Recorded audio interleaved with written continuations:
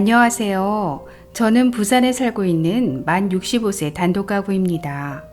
얼마 전까지 작은 식당을 운영하며 그럭저럭 살았었는데 코로나19로 인해 작년부터 장사가 너무 안 돼서 결국 지난달 폐업을 했습니다. 권리금은 고사하고 밀린 월세 제하고 나니까 남는 게 아무것도 없네요. 그래도 어떻게든 먹고 살아야 하니까 이것저것 알아보고 있는데 그것도 쉽지 않고 그래서 말인데요. 기초생활보장수급자 되면 얼마나 받을 수 있나요? 또 남들 얘기 들어보니까 의료비 지원도 된다고 하던데 그리고 만 65세부터는 기초연금도 받을 수 있다고 하더라고요. 그건 기초생활보장수급자와는 또 다른 거죠. 아무튼 둘 중에 어느 것을 신청해야 하는 건지 아니면 둘 다 받을 수 있는 건지 너무 궁금해요. 어떻게든 먹고 살아야 하는데 알베르토 쌤 도와주세요.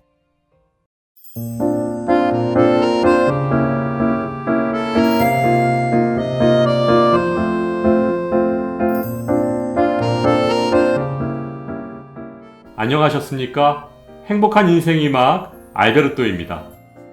오늘 의뢰인의 경우처럼 코로나19로 인해 폐업하시는 자영업자분들이 정말 많으신데요. 과연 기초연금과 기초생활보장급여 둘 중에 어느 것을 신청해야 하는 건지 아니면 둘 다 받을 수는 없는 건지 오늘 알베르토가 시원하게 설명해 드리겠습니다. 먼저 기초연금에 대해 말씀드리겠습니다. 기초연금은 만 65세 이상이신 어르신들 중 소득 하위 70%인 어르신들이 받으실 수 있는데요. 2021년 1월 기준 약 540만 명이 기초연금을 받고 계십니다. 우리나라 노인 빈곤율이 약 43% 정도인 것을 감안하면 빈곤하지 않은 약 27%의 어르신들도 받으실 수 있으니까 혜택의 범위가 상대적으로 넓다고 볼 수 있겠죠. 또한 기초연금은 소득 인정액이라는 것을 기준으로 수급 대상을 선정하고 있습니다. 이 소득 인정액에는 신청인의 소득 그리고 재산을 반영하고 있는데요. 소득에는 근로소득, 사업소득, 연금소득 등이 있고 재산에는 부동산을 포함한 일반 재산, 그리고 예금, 적금, 주식, 보험 등의 금융재산이 있습니다. 아무튼 신청인의 모든 재산과 소득을 소득 인정액으로 계산해서 단독가구 기준 소득 인정액이 169만원 이하면 최대 30만원, 부부가구 기준 소득 인정액이 270만 4천원 이하면 최대 48만원을 매달 받으실 수 있습니다. 그렇다면 이번에는 기초생활보장급여에 대해 설명드리겠습니다.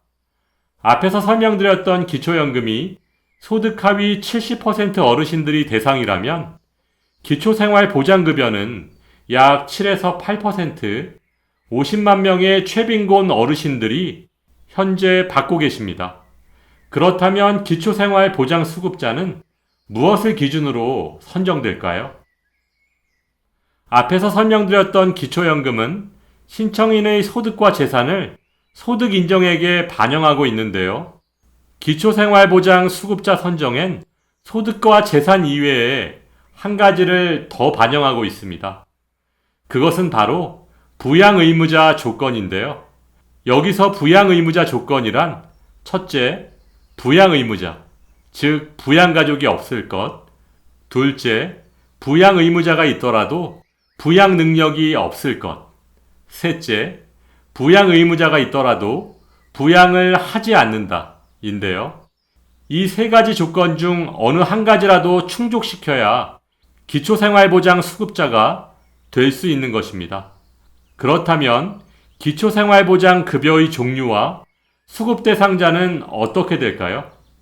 오늘 의뢰인께서 1인 가구이시므로 1인 가구를 기준으로 설명드리겠습니다.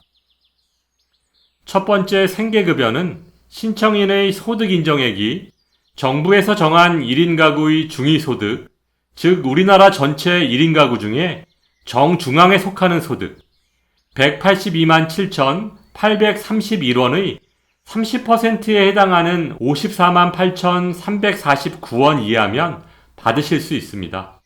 그럼 얼마를 받을 수 있을까요? 만약 신청인의 소득 인정액이 20만 원이라면 생계급여 선정 기준액 54만 8,349원에서 20만 원을 뺀 34만 8,349원을 받으실 수 있습니다. 따라서 생계급여의 최대 수급액은 생계급여 선정 기준액인 54만 8,349원이 되겠죠. 두 번째는 의료급여입니다.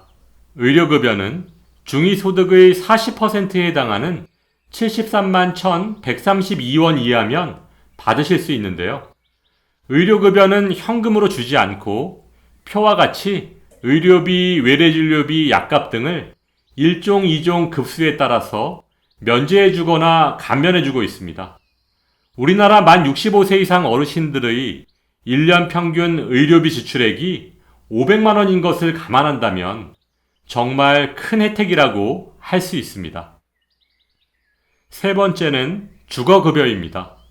주거급여는 중위소득의 45%에 해당하는 82만 2,524원 이하면 받으실 수 있는데요. 임차료와 자가주택의 유지 수선 비용을 지원받으실 수 있습니다. 임차료의 경우 서울 월 31만 원, 경기 인천 월 23만 9천 원, 광역시 세종시는 월 19만 원, 그 외 지역은 월 16만 3천 원을 받으실 수 있습니다. 네 번째는 교육급여입니다. 교육급여는 중위소득의 50%에 해당하는 91만 3,916원 이하면 받으실 수 있는데요. 부양가족 중 초중고생이 있다면 아래 표와 같이 입학금, 수업료, 교재비 등을 지원받으실 수 있습니다. 아, 그럼 기초생활보장 수급 대상자의 혜택이 기초연금보다 훨씬 많으니까 먼저 신청해 봐야겠네요. 그런데 둘 다 받을 수 있는 방법은 없나요? 네, 기초생활보장급여는 기초연금보다 훨씬 어려운 어르신들이 받으시는 거니까 상대적으로 혜택이 훨씬 많습니다. 따라서 앞에서 설명드린 기초생활보장급여의 신청 기준인 소득 인정액과 부양 의무자 조건에 해당하신다면 기초연금보다 먼저 신청하셔야 합니다. 또한 기초생활보장급여와 기초연금의 동시수급은 불가능한 것은 아니지만 신중하게 검토하셔야 할 부분이 있습니다. 그것은 바로 기초연금이 기초생활보장급여의 소득 인정액에 100% 반영돼서 소득 인정액이 올라가니까 기초연금 30만 원을 받으면 그만큼 생계급여가 감액되거나 탈락될 수도 있고 의료급여와 주거급여의 혜택에서도 탈락할 수 있다는 점인데요. 따라서 기초생활보장급여를 받고 계신 어르신들은 기초연금 신청 전에 주민센터나 구청에 문의하셔서 꼭 상담을 받으시고 결정하셔야 합니다. 아, 그렇군요. 오늘 알베르토 선생님의 명쾌한 설명을 듣고 나니까 그동안 답답하고 불안했던 마음이 싹 풀리는 것 같아요. 선생님 말씀대로 기초생활보장급여부터 먼저 신청해 봐야겠네요. 너무너무 감사드리고 행복한 하루 되세요. 이번 주부터 사회적 거리두기 4단계가 시행되고 정말 먹고 살기 힘든 때에 미리미리 공부하고 준비하셔서 어르신들께서 받으실 수 있는 정부의 복지 서비스를 모두 받으시길 바랍니다. 오늘도 알베르토가 여러분의 행복한 인생 2막을 응원하겠습니다. 행복한 하루 되세요. 좋아요, 구독, 그리고 알림과 공유는 좋은 콘텐츠를 만드는 힘이 됩니다.